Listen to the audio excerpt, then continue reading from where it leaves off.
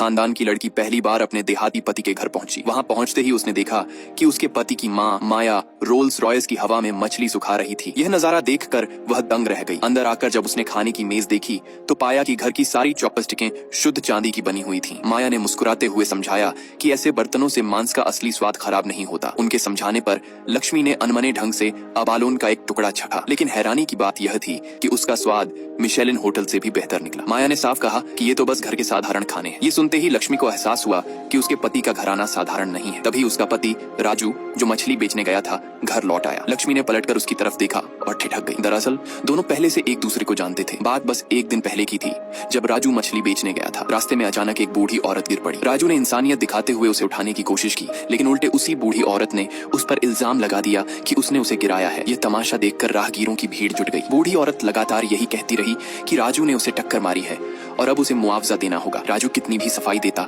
कोई यकीन नहीं करता। सब उसे कहते कि जल्दी से बूढ़ी औरत को अस्पताल ले चलो। तभी वहां से गुजर रही लक्ष्मी से यह अन्याय देखा नहीं गया। उसने सामने आकर बूढ़ी औरत को टोक दिया और कहा कि अब नाटक बंद करो। उसने बताया कि उसने वीडियो रिकॉर्ड कर लिया है जिसमें साफ दिख रहा है कि वह खुद ही गिरी थी। पहले तो बूढ़ी औरत इनकार करती रही, लेकिन जैसे ही लक्ष्मी ने पुलिस को बुलाने की धमकी दी, वह चुपचाप खड़ी हुई और वहां से भाग गई। उसी पल से राजू लक्ष्मी की ओर खिंच गया था। वह उसका शुक्रिया अदा करने ही वाला था कि तभी कई बड़ी बड़ी गाड़ियां आकर लक्ष्मी को घेरे में ले लेती हैं। असल में लक्ष्मी पहले एक अमीर जमींदार की बहू थी, लेकिन पति की अचानक मौत के बाद उसके ससुराल वालों ने उसे ठुकरा दिया। अब उस अमीर घराने की बेटी लता की शादी की उम्र आ गई थी। उसकी पहले से एक मछली बेचने वाले से शादी की बात पक्की थी, लेकिन लता को यह रिश्ता मंजूर नहीं था। वह तकलीफ भरी जिंदगी नहीं जीना चाहती थी, बल्कि किसी अमीर घर में ब्याहना चाहती थी। उसने दादा से इस शादी को तोड़ने की गुहार लगाई, लेकिन दादा ने इज्जत के लिए इनकार कर दिया। आखिर में लता की मां ने चाल चली। उन्होंने लक्ष्मी को बुलवाया और साफ कह दिया कि अब वही लता की जगह जाकर उस मछली बेचने वाले से शादी करेगी। शुरुआत में लक्ष्मी ने साफ इनकार किया, लेकिन जब उन्होंने उसकी मां की जान से खेलने की धमकी दी तो वह बेबस होकर मान गई। शादी के दिन लता के घर वाले अपनी बेटी के लिए आलीशान कार लेकर पहुंचे। उधर लक्ष्मी के लिए सिर्फ एक पुराना सा माल ढोने वाला ट्रक आया। इस जबरदस्त फर्क ने लता और उसकी मां को और भी घमंडी बना दिया। उन्होंने सबके सामने लक्ष्मी का मजाक उड़ाया और ताने मारे, लेकिन मां की खातिर लक्ष्मी ने कुछ नहीं कहा। वह चुपचाप उस ट्रक में बैठकर अपने नए देहाती पति के घर आ गई। जैसे ही दरवाजे पर पहुंची, अचानक उड़कर आई एक मुर्गी से वह डर गई और घबराहट में उसका पैर गंदगी पर पड़ गया। इसी बीच माया ने लक्ष्मी को देखा और उसके भूखे होने की चिंता करते हुए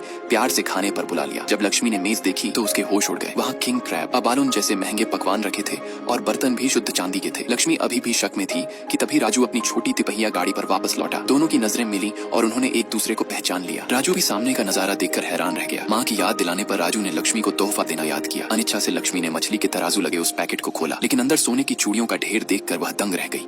अमीर खानदान